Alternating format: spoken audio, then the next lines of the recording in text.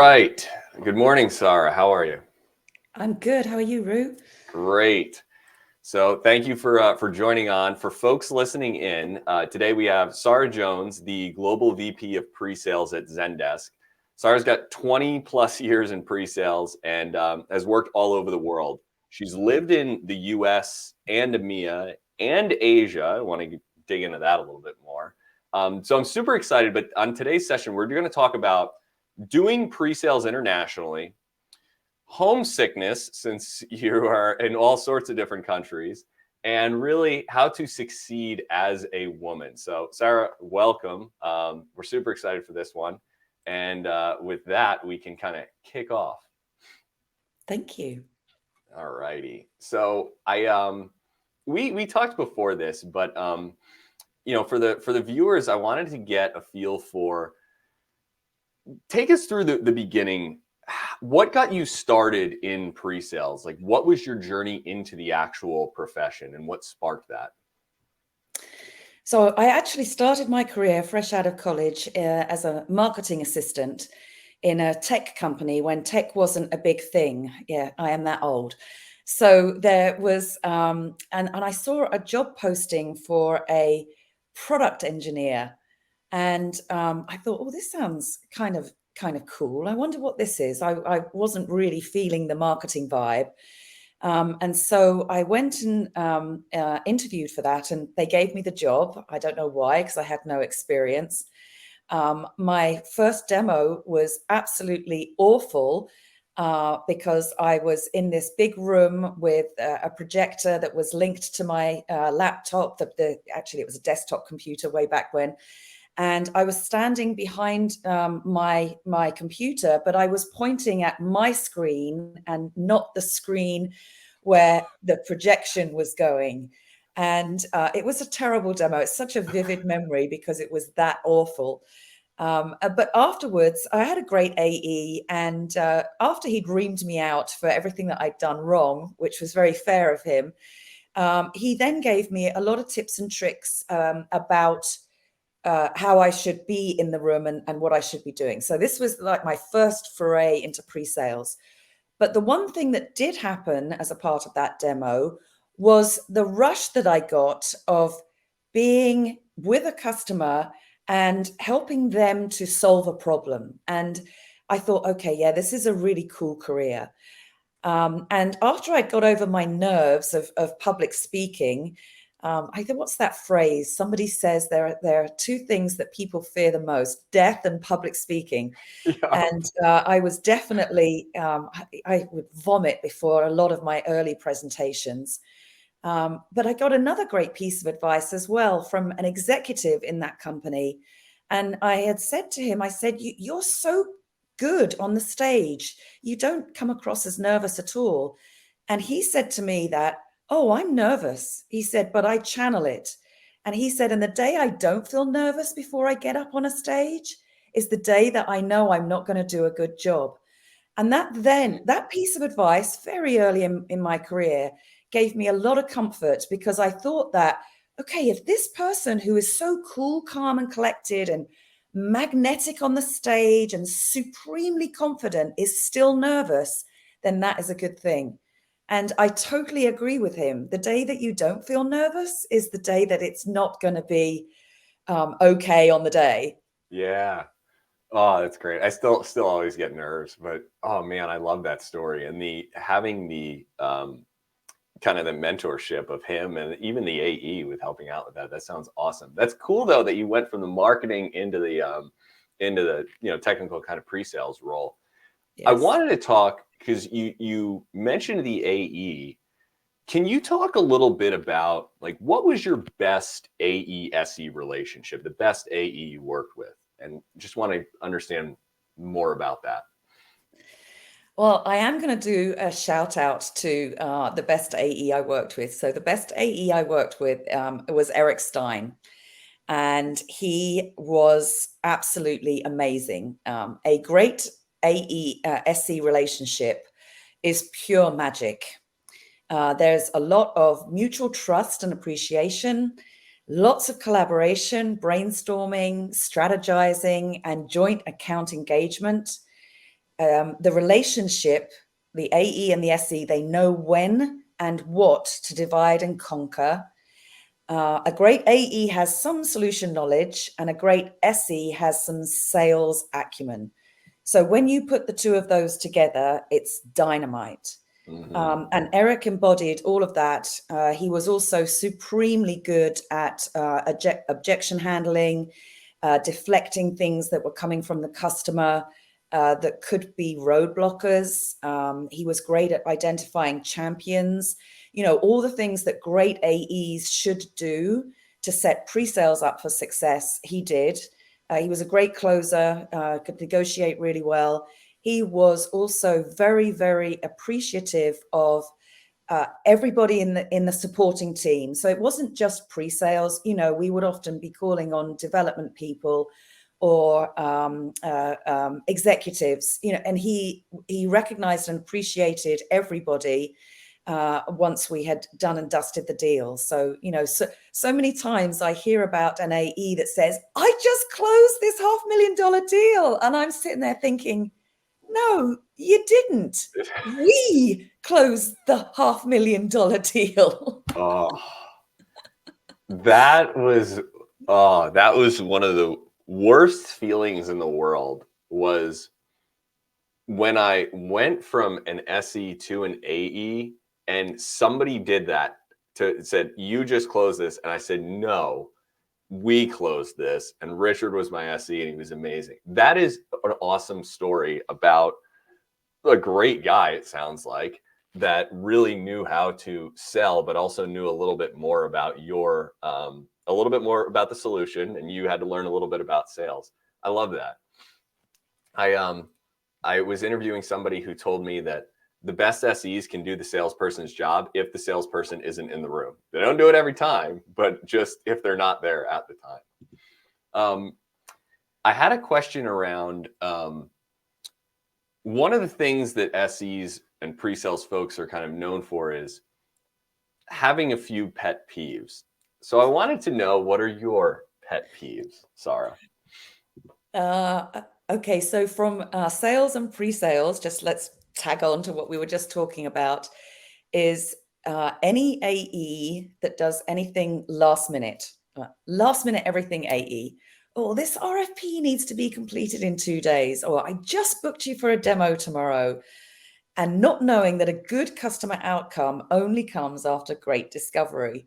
So that, from a sales perspective, is some of my pet peeves around that.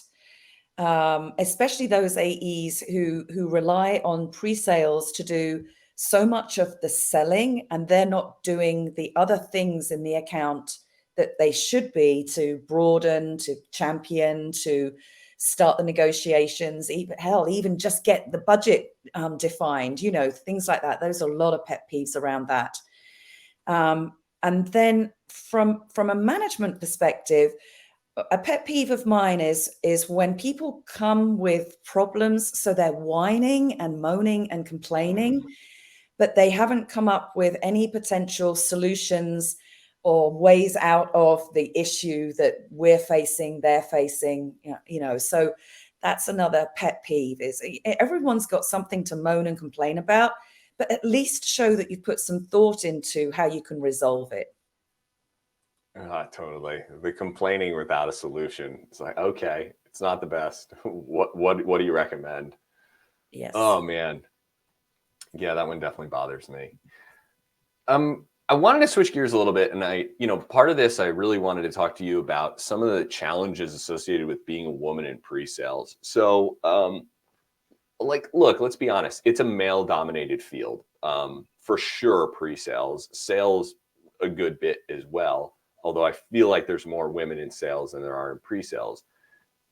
Since you are the minority in this, what are some of those challenges that you have to deal with that men maybe can't relate to? Oh, that's such a great question. Because some of it is micro and not macro issues that you see. So if you're in a customer meeting, for example, and there's a group of you, so there might be 2 or 3 pre-sales people if you've got a large solution set and an AE, and you're in the room or you're in the Zoom, and it's almost a given that because I'm a woman, I will take the notes. So that's like one of those micro aggressions. It's like, okay, you're going to take the notes, right, Sarah? And I'm like, yeah, maybe not, because I'm too busy thinking about where I'm going to be taking the questions for the customer. I'm not necessarily going to have time to write notes for everybody. So I want to be responsible for my notes, not the team call notes. So that's one of them. Or you walk into a meeting room and they automatically assume that you're going to get the coffee for everybody. But on the flip side as well is that, a lot of women will walk into a room and they'll take a back seat in the table and they won't sit at the table. So that's, on the flip side is like, women, don't do that. Don't sit at the back of the room. You sit at the table. If you've earned a seat at the table, that's where you sit. So that's a couple of the things. Or taking credit for your ideas. That's another one as well. You could be talking about I just had this really great idea about this. And then all of a sudden, 3 minutes later, you hear the AE say, hey, what about if we do this? And I'm like, well, I just said that. So sometimes you're not heard as loudly as the men in the room. So that's another little of those microaggressions. And, sometimes it's being done in good faith, is that, maybe the idea wasn't picked up on and it was good. So they're amplifying it for you, but it's still like, oh, okay, that's my idea. Don't take credit for that. And I think that, especially when I started in my career, it's less so now, thank goodness. There was definitely a lack of role models and mentors. And I've been reading so much about representation matters. The Little Mermaid movie being made with an African-American actress, for example.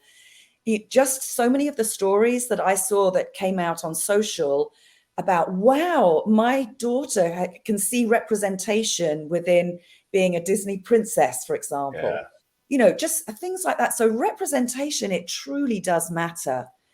And I think last but not least, definitely early in my career, and this is before I had a family as well, there was a lot of the team that I was working with who were all male salespeople in my first job.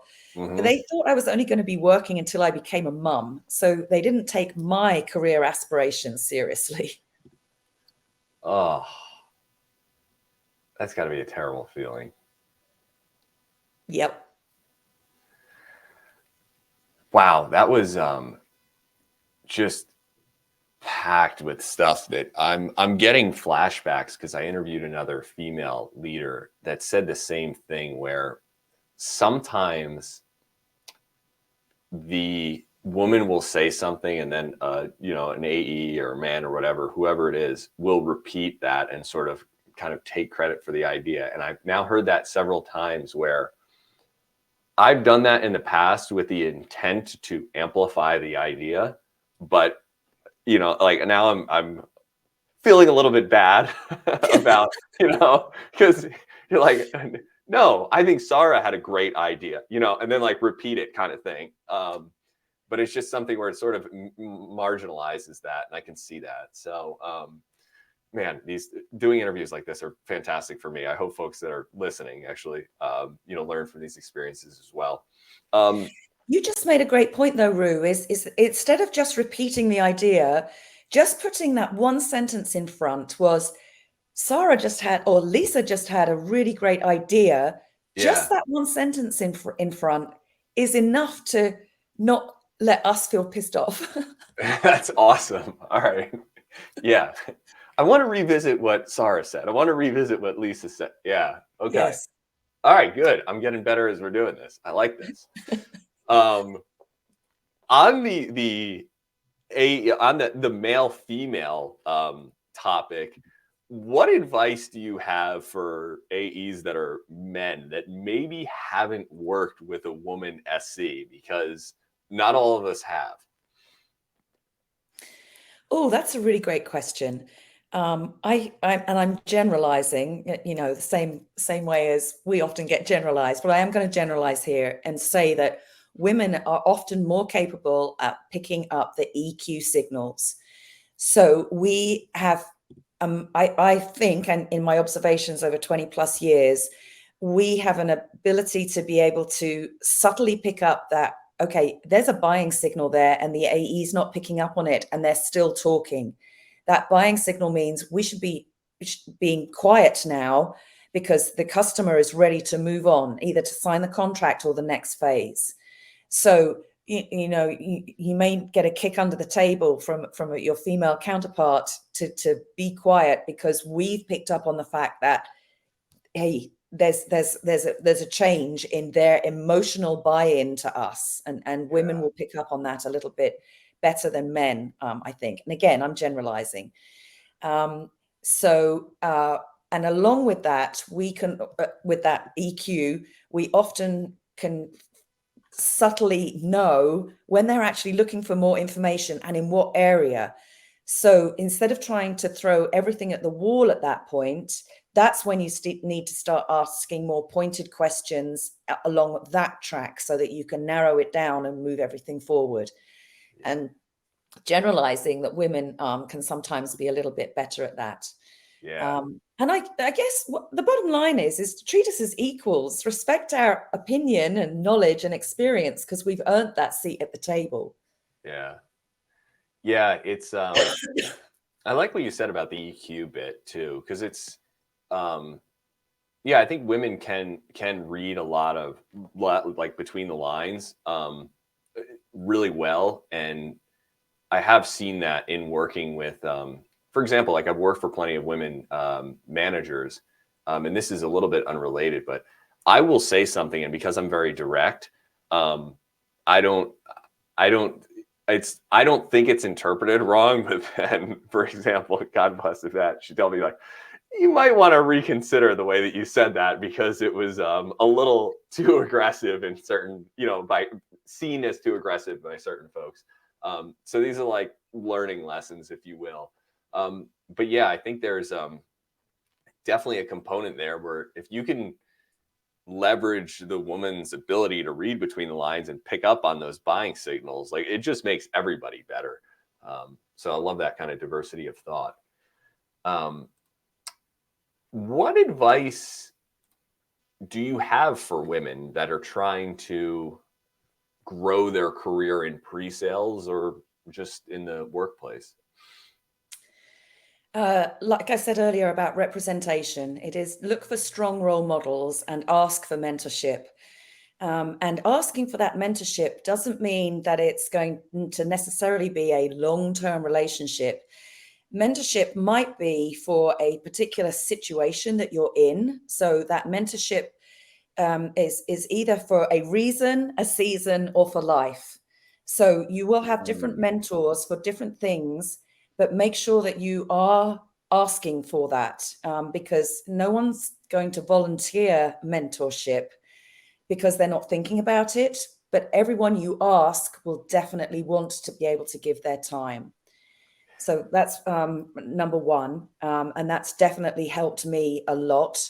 And, those mentors, not just women mentors, but, anybody that you admire, it doesn't matter, men, women, anything else.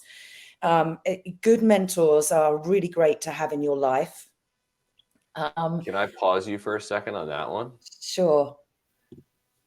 I love this because I've recently been seeing a lot of people talking about mentorship, and the biggest challenge that they're facing is reaching out. Now, I have some ideas on this, but have you seen this with women that are just hesitant to reach out for help or for mentors or that kind of thing? And do you have any advice on that part specifically, the reaching out? Oh, yes. So, some of the great tips and tricks for this is if you're struggling with something at work. So let's say that you've gone from a junior SE, you're a senior SE, you're looking to break into management. You think people management is the way to go. Is find somebody who is a good manager and reach out, put a LinkedIn message to somebody and say, I'm really struggling with getting over the next stage of my career. I think I'm ready for people management. I really want that next step in my career. And it's not happening for me at my current company. Would you be willing to work with me to see if there are any blind spots that I'm not aware of? And, you know, just a simple question like that, then the person that you're reaching out to knows that, okay, this is something that it's maybe 3 or 4 phone calls that you're going to be brainstorming around, and then it's one and done, right? And especially somebody who's been a good people manager, they're going to help you with that. Who doesn't Yeah. want to invest a couple of hours in helping somebody get over the hurdle for something? But be very specific in your ask. And a little bit of flattery goes a long way as well. You know, I've really admired how you approached this challenge, or I really admired how you reacted with this. You know, I think this is an area of challenge for me, and I just wondered if I could pick your brains. So, you know, do you know, a little bit of the flattery there, and being specific about what it is that you're asking for is key. That is wonderful. That so many people need to hear that. If I get a specific ask, I'm happy to help out. If I get the vague, can you connect? I'm like, I don't know what that means. So Right. Yes. Yeah. Or wonderful. will you be my mentor? And I'm like, well, yeah, and I have connected with people who've asked that, but the ones that I'm jumping all over are the specific asks. Yeah, that's great. Okay, so I cut you off on that. Continue. Just any other advice, for women kind of advancing their careers. I felt like you were continuing on with that. Oh, yeah, there's something else you need to be aware of as well. And unfortunately, there are 2 types of women in business. So there are the ones that want to use their stilettos to crush you as they're rising. And thankfully, the vast majority are those that want to pull you along with them. But you do have to know which ones you're working with or asking mentorship with, because you know the former stiletto brigade is not healthy.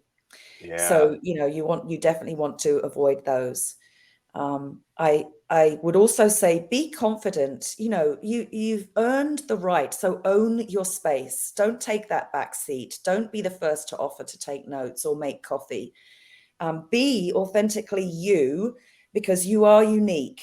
Don't get drunk at work functions, especially for the early talent coming up.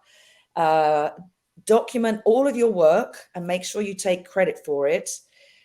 Definitely take feedback for the gift that it is, and give credit freely to others who help you. Be one of the latter. Be the ones that pull other women along with you, because together we rise. It's not a lone sport to make it in the tech world. It is definitely a team sport. Yeah. Yeah. It's funny. You see that on the male side too, but I guess they're not wearing stilettos. But but yeah, you see people that are just, they're in it for themselves. Yeah. That's great. I love that. Don't take a back seat. I think that should be that should be a bumper sticker somewhere, for women. I love that. Oh yes, I love that. Yeah. Yeah, we'll do it. We'll make some bumper stickers for this one. Add a little flair. Um, Wanted to talk a little bit more about one of the things that I think is amazing about your background is you grew up in the UK, but then was it you moved to China first and then to the States, or vice versa? Can you just give us a rundown of your international experience and just like what's unique and different about each region? Oh, sure. So yeah, I grew up in the UK. I moved to the US very, very early in my career. I was actually working for a small software company that got bought by an American company. And then I was coming over originally for a 2-year assignment and then never left. So after many, many years here and starting a family here in the States, we thought that maybe it would be a good idea to go back home to the UK. And so we did that for a couple of years. And England surprisingly wasn't home after being in the States for so long. So from there, I did a China assignment. I say we because I took my husband and the kids with us to completely out of everyone's comfort zone to go live in China for 3 years. And then from there, circled back to the US. So yeah, lots of different working experience from across Europe and North America and China and Asia. And it was an absolute roller coaster. It's been a blessing to be able to live in different parts of the world and work and experience the cultures outside of just being there for a 2-week vacation. It really does help to solidify your knowledge and understanding of how different parts of the world work. From a business perspective, customers are the same the world over. Generally, they want to be heard and understood, but the execution of that has nuances. So, for example, in China and in many parts of Asia, it's a lot more POC heavy than I've ever seen in Europe and North America. So the customers there, they want to dig deeper into the solution and know that it is going to work for them. And oftentimes they want it proved in their own environment. Whereas in USA and many parts of Europe, you can do a lot more of that relationship building, that trust, that credibility, reference selling, a lot more of understanding the metrics so the customer can see what they're going to be getting from that business outcome perspective. And you have to do less demo. So, but the bottom line is customers want to be heard and understood wherever you are in the world. Oh, that's good. I'm having some flashbacks based on what you said with POCs, because I have done some work with a Japanese client, and the POC was so important, and it was so long. Yes. Wild. So yeah, I guess fundamentally just want to be heard and understood. And then you mentioned, so you did 3 years in China, yeah? Yes. And then you were back to the US, and you put this post on LinkedIn recently that I loved, and you were talking about homesickness. Where is home for you? And are you always sick? That is such a great question. I sometimes feel like I have half a foot still in the UK because all of my family is there. But, 3/4 of me are definitely American. I am a dual citizen. I took American citizenship by choice back in the early 2000s. But during COVID, I wasn't able to get home. So, I ever since we've moved, we've been back to the UK every single year so we can see family, and especially with aging parents, where it's so important to stay connected and so important for my parents to get to know their grandchildren who live the other side of the world. So with COVID, it was 3 years where I did not see them, and during that time there was some major stuff going on in the UK. The Queen celebrated her Jubilee, and then she died, and there was a big ceremony for that. And we had new king. And I was seeing all of these posts from my friends and family who were just embracing the very Britishness of all of that. And I hadn't been home. And I was supremely homesick after missing all of that, and not having had hugs from people. I mean, FaceTime technology is such a great thing. It really does help. I know I wasn't the only person in the boat, because, I mean, you could have just been living 4 cities apart, for example, in the US during COVID, and not able to see your loved ones for extended periods of time. So I'm sure that everyone can relate a little bit to that homesickness. But it does hit home quite hard, I think, especially when you know you're missing out on something that's happening that you just can't get to because of circumstances beyond your control. Yeah, it's tough. Homesickness, just FaceTime's amazing. Yeah, it's just it doesn't bring all the human component in. All right. You have a lot of emotion and passion, and I love that about you. I have a question. Are you the same Sara at work as you are at home? Now, for sure, I am. Early in my career, I was not. I thought that I had to wear a professional mask and um, not be authentically me. And you know what? It's exhausting trying to be two different people. So, and that's one piece of advice I would give to people starting out in their career. It doesn't matter whether you're male or female. You just be yourself, like show up as you are, show up with all of you, and find places where all of you is going to be accepted. Because if you are trying to be two different people, you're never going to reach your full potential. So be you, be uniquely you. I need to say that again. If you're not something, you're not going to reach your full potential. That was brilliant. Yes, if you're trying to be two different people, if you're trying to mask elements of yourself, or if you're trying to hide, or if you're trying to put on, you're not you, and you won't reach your full potential. Yeah. Oh, that is so true. Love that.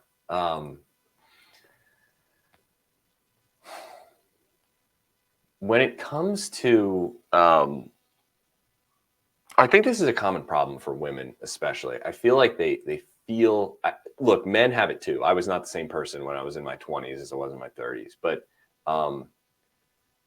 like, why do you think women feel like they need to be somebody else in that early, in the younger years, if you will? I think that maybe people are trying to be what they think that others are expecting them to be, rather than just being themselves. So when I first started at Zendesk, there was somebody there who had not been themselves in their career, and I had a post from them in a Slack channel that said, "This is the first place that I know that I can be myself," and that gave me such comfort to know that I've created this culture there where it doesn't matter who you love, it doesn't matter what color you are, it doesn't matter what sex you are, it doesn't matter what religion you are free to be all of that in your workplace, and that's where you should look for in your career. That's excellent. Yeah, I think you're onto something where you see this image of like what success looks like, and then you try to be that, or you think of what you think people are going to want you to do, and then you try to do that versus just be whatever you want and let people like that part. So yeah, I don't know. It seems to be a recurring theme in any interviews. I ask that whenever I ask that of women, the answer is yes now and no 10 years ago. So yeah, it's tough. So if you're, that 10 years ago right now and you're listening, just think about that. Yes. All right. So what's something crazy that you do? Something like just unique. I want to get a little like, what's a special hobby or thing like that you do that most people wouldn't know? Well, for stress relief, I play Heyday and Sudoku. So it's not just on airplanes. You do it for stress at home. Yes, yeah, I do that. I'm also really obsessed with Ted Lasso. I have his Believe poster in my office. I also have his triangle pyramid in my office up on my wall. And when I'm having a tough day, I look up at that Believe. If anyone who's seen Ted Lasso, you know that the team often like put a hand up on the poster right before they're going out on the pitch. And I will often do that if I just need to take a breath and know that I got to believe in myself and know that I'm doing okay. So yeah, Ted Lasso. I absolutely love the leadership lessons from that series. That's awesome. Is it? I've seen the quotes and stuff. I haven't watched it. I had one old pre-sales leader that loved it and was like, Rue, you have to watch it. It's hilarious. You But do. what do you like about it? Or what, like, give me more on the leadership bits. Well, I love the fact that Ted is, he's not, so early on, he says it's not just about the winning, it is about making everybody be the best person that they can possibly be. And then, surprise, surprise, they end up winning because everyone on the team is the best that they can be. And I absolutely love all of the nuances that he does with those characters to bring out the best in them. I love the fact that there are two strong female characters who are besties, who support each other. I think that's such a great message for women in business, is that you need other women who are your cheerleaders for you. And that's definitely the relationship between Keely and Rebecca in the series. I do love that. And I love the way that Ted has all of these little quotes that he sprinkles in to the show as he's making a point. They're just very effective.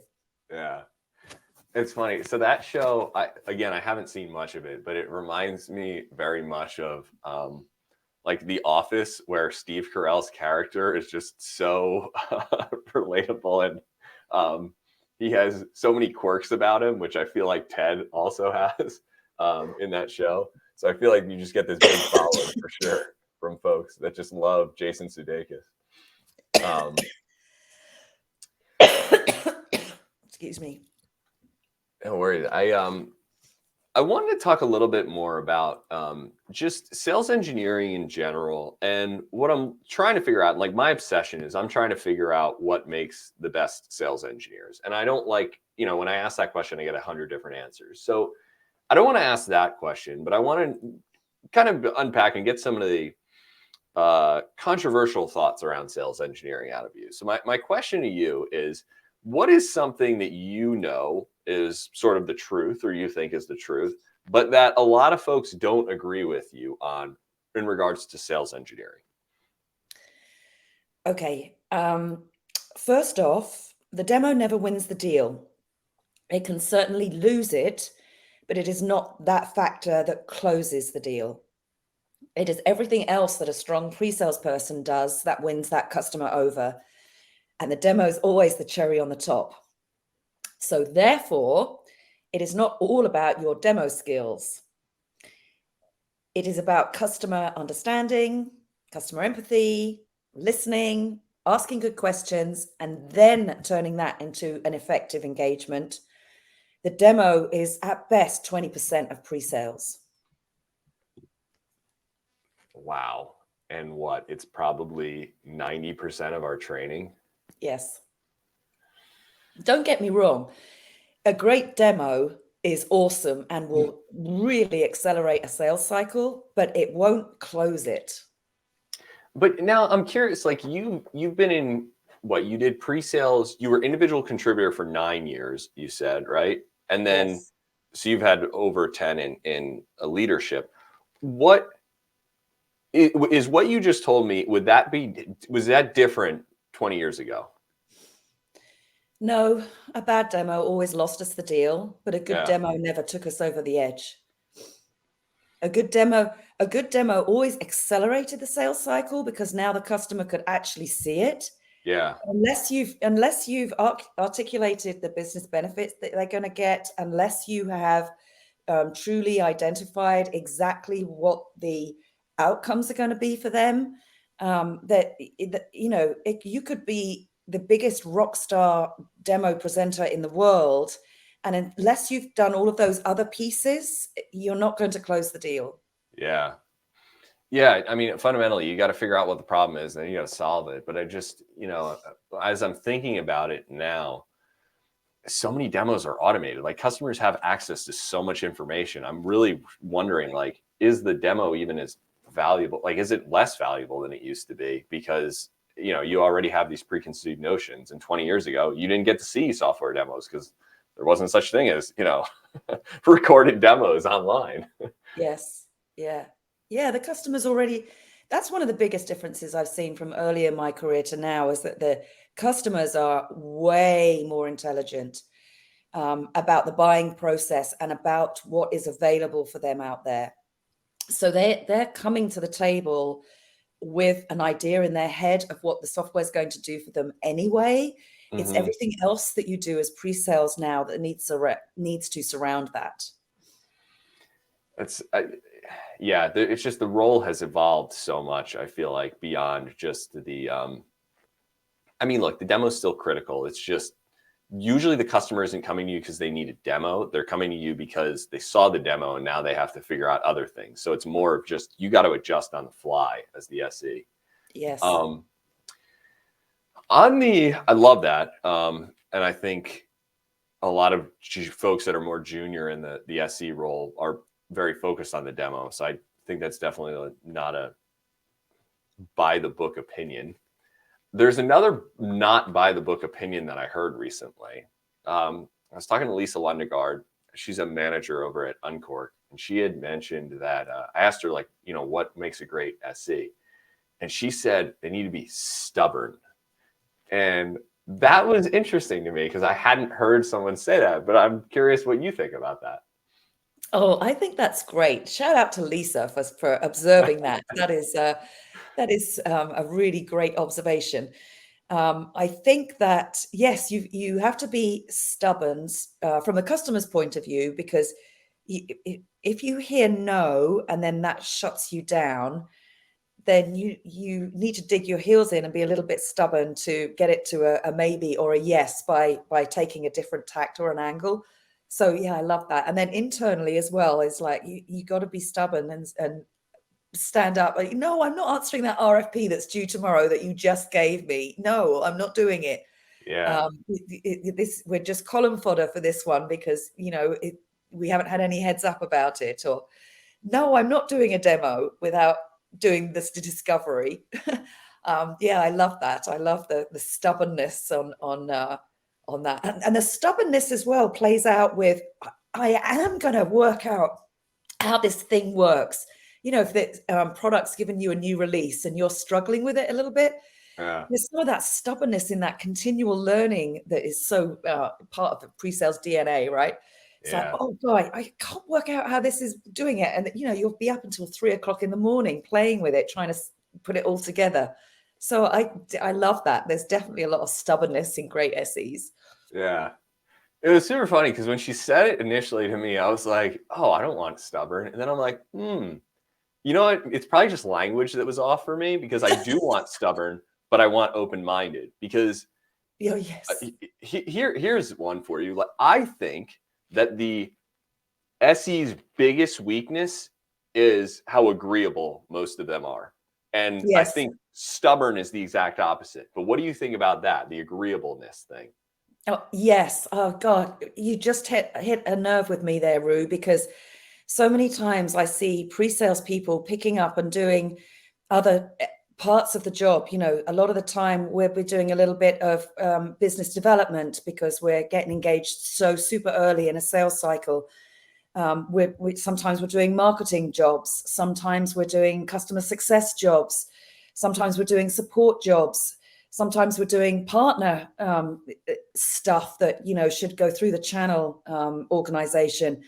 And so, and it really irritates me because it dilutes the specialness of what pre-sales brings to the table when we say yes to picking up all of those other things in the organization. Yeah, you become this just generalist, and yeah, it's agreeing to do things that you shouldn't do because you're used to pleasing everybody. I talk about this a lot. I think it is really the Achilles heel of pre-sales is that.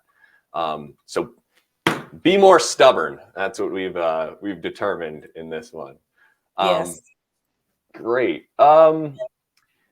what are do you have? I always love stories on this. Do you have a favorite memory or story from your pre-sales career, either individual contributor or leader? Oh, I've got a couple. So first off, one of my best memories is very early on in the days of eGov. I was working in SAP public sector, and we had just started doing a lot of work with some of the online services, but it wasn't very well known at all. It wasn't pervasive. It was, like I said, very, very early days.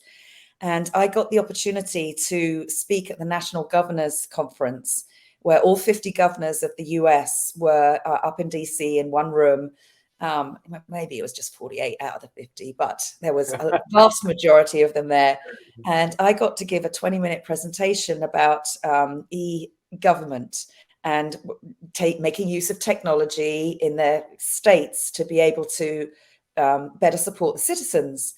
And it was such an amazing, cool experience. I was so nervous before I went on stage. But the best thing about that is after I'd finished, my husband, who was working in a place where they had the TV on to C-SPAN, he phoned me afterwards and he told me, I just saw you on TV because they televised what you were doing on C-SPAN. And I was like, oh, that's so cool. That is, because I didn't know I was going to be on TV. But yeah, that was a really cool memory.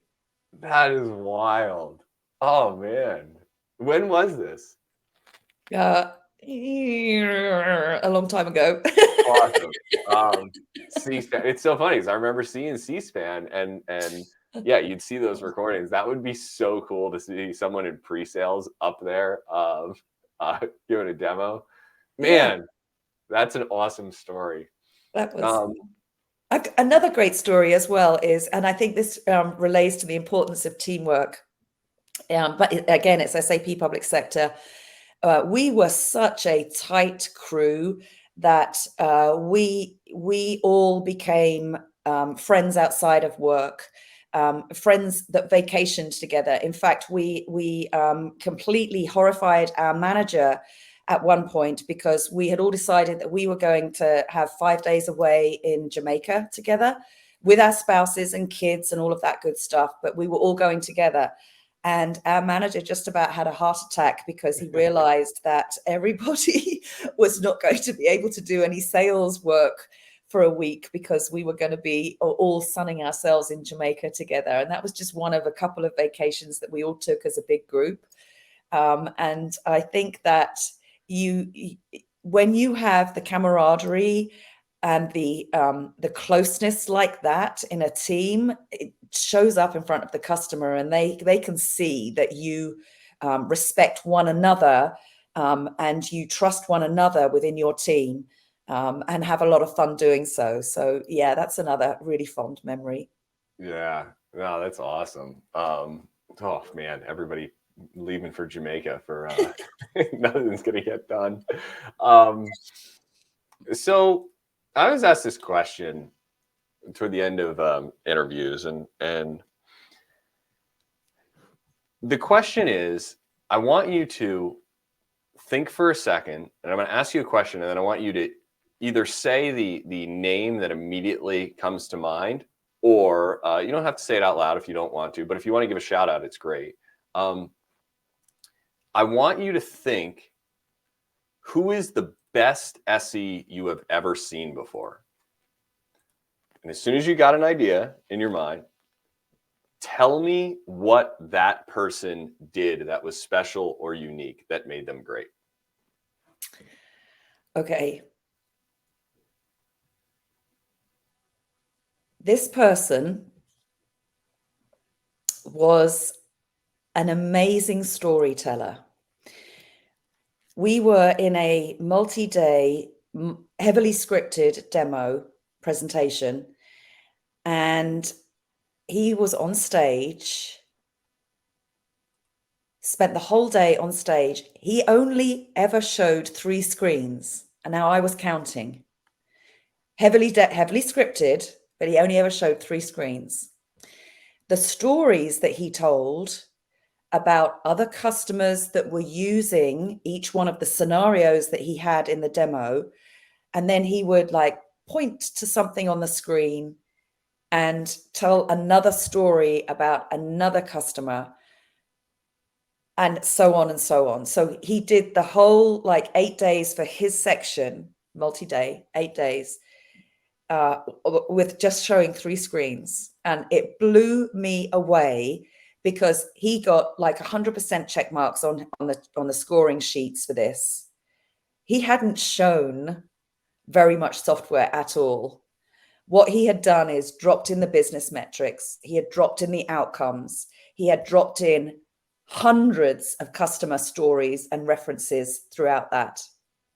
And the customer knew that solution set was going to be okay for them. Wow. That's some next level sales engineering there. Yeah, it was amazing. It was really cool to see. Man, that's great. That's the first one. That's the first time I've asked that, and I've heard storyteller as like the thing. I get things that are all over the map. But I asked that question because I think it's easy for us to have like generalizations on what makes a great SE. But then what I'm looking for is like, what are the elite SEs? And that looks like it's there. That storytelling ability. Yeah. Wonderful. And the business storytelling is so important. So it's not just telling a story for a story's sake, but it is actually knowing why you are telling that story. So, and that's understanding what your customers are using your solution for, the benefits that they're receiving, the outcomes that they got from implementing your stuff, and any metrics that go along with that. So, if you're dropping that in consistently throughout your presentation and engagement, it's like, okay, Neiman Marcus, they've increased their customer satisfaction score by 20% since they've rolled out our stuff. Or, anything, if you're doing that consistently, and then, I just told you about Neiman Marcus. Well, let me tell you about what they did with our solution. And how that plugs in, and so you're dropping it. They're all stories and they're all woven together, but it is wrapped up in real data. Yeah, it's so key. Yeah. So key. Oh man, storytelling. It's funny. I have a love-hate relationship with it. It's like my second highest rated workshop that I give, besides the leadership, a lot of the like emotional intelligence skills. But yeah, I have this love-hate because I just listen to people ramble on about stories, and I'm like, this is completely not relevant. Don't say a story if you can say an analogy, or you can just say yes or no. Yeah. That's way better. Yes. But yeah, no, I'm all in on storytelling. So wonderful. I had a couple of questions just before we wrap up. And I like to ask this one from kind of a personal perspective. If you had to put a quote, which I think we had one earlier, but I didn't actually write it down. If you had a quote that you could put on a billboard, what would it be? It's gotta be, you are stronger than you believe. Wonder Woman all the way. Ah, you're Wonder Woman. That's right. You said you're a big fan of Wonder Woman. Tell me more about that. Well, again, going back to representation, when I was a little girl watching Wonder Woman on TV, the original Linda Carter, I thought, wow, I could be a superhero. And, I had my cardboard tiara and cardboard wristbands with my little bit of rope string for my lasso, my truth lasso, when I was little. And then watching Gal Gadot bring it to life in the movies was just so inspirational for me. It's like, okay, she's the original badass. And I just love that. Yeah, so I do love the fact that it's been a great role model for me growing up as a little girl who wanted to rule the world, Mm-hmm. And then just see that kindness and truth, it does matter, which is, two fundamentals of Wonder Woman. I like that about her, that, kindness is everything. And I like the fact that that mantra of you are stronger than you believe is really resonated with me whenever I am having self-doubt or struggling with something or just feeling overwhelmed. It's like, okay, you are stronger than you believe. Pull yourself out of this, and that's when I look up at my belief sign and both belief signs. I've got a Wonder Woman believe and a Ted Lasso believe that I'm looking at over my laptop. So yeah, stronger than you believe. I really love that. That's awesome. I love it. And I love that it's right in the background. I mean, how fitting that we're doing this and then you're talking about it right over your shoulder. It's right there. Too good. Oh, wonderful. Well, I wanted to kind of leave off with just what is some of the best advice you ever got as a sales engineer? If we could give that to the audience here. Oh, a great question. Okay. So very early in my career, I was very selfish. I thought that the knowledge that I had, I shouldn't be sharing it with anyone because then they would be better than me. I didn't want anyone better than me. But my manager told me that I would go a lot further if I actually became a team player. And he was right. Oh my gosh, he was so right. So I actively turned myself around to be, which is actually the real me. Talking about masks earlier on, it was like, that was another one of those masks because I am genuinely very interested in people and a very caring person. So it wasn't hard for me to take that mask off and be that sharing, caring, collaborating person that was underneath that mask. And the results amplified so rapidly. You cannot be a lone wolf in pre-sales. So I will be forever grateful for that advice, for holding that mirror up and saying, yeah, that's not a good look. Because when I look back, I did not like myself in those early days, and I was not a happy employee. Pre-sales teamwork is the dream work. You will get so much more success collectively as well as individually with that teamwork, with that sharing, with that collaborating, with mentoring, with coaching, with just working with your counterparts and not in isolation. Yeah, I love that. Whenever you help out other folks, then you're just, when you help out first, they're on your team and then everybody just gets better. They pull you up along the way, which is awesome. Yes. Watch Ted Lasso. You'll see it in action. There you go. That's it. So that's the takeaways. Be more stubborn and watch Ted Lasso.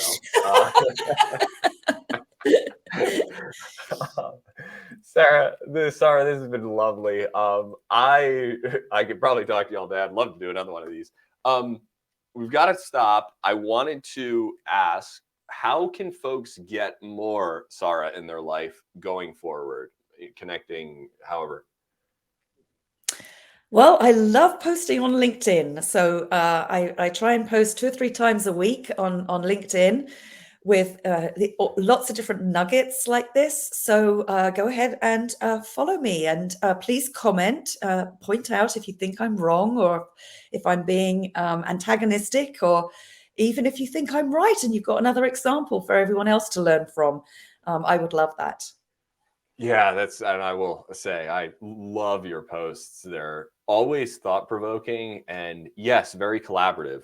The comments always go off in your post, and that's where all the gold is. Like a great lesson, the one you did on homesickness, and then boom, you hear 30 stories of people's experience. That was just amazing. So yes, definitely follow. I will be following, I will be commenting. Well, Sara, thank you so much for your time today, for taking the time to speak with us and give us any of your experience and passion and knowledge and that kind of thing. So thank you. Rue, it's been an absolute pleasure. I've really enjoyed it. Thank you so much for having me.